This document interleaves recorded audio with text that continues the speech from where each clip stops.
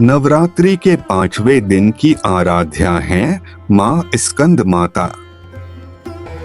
आइए सुनते हैं उनकी दिव्य कथा।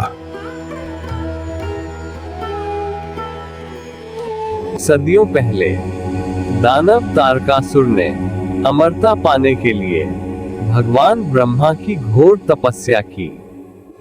उसकी तपस्या से प्रसन्न होकर ब्रह्मा जी प्रकट हुए और उसे मनचाहा वरदान मांगने को कहा।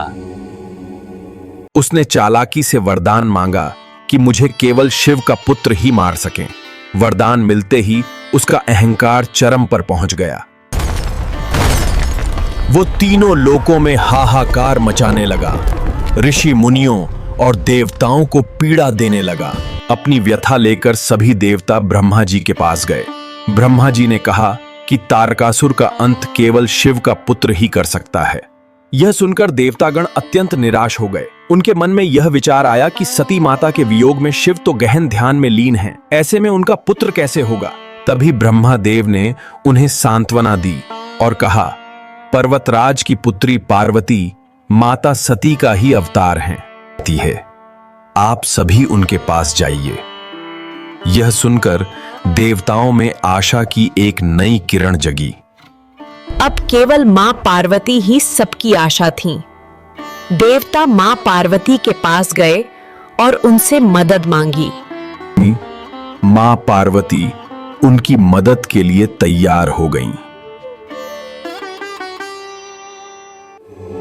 मां पार्वती ने कठोर तपस्या की। वर्षों की साधना के बाद वे भगवान शिव को प्रसन्न करने में सफल हुईं। शिव और शक्ति का दिव्य मिलन हुआ और इसी मिलन से जन्म हुआ एक तेजस्वी पुत्र का। वह पुत्र थे कार्तिकेय, जिन्हें स्कंद भी कहा जाता है। देवताओं ने उन्हें नमन किया क्योंकि वही तारकासुर का संहार करने वाले थे।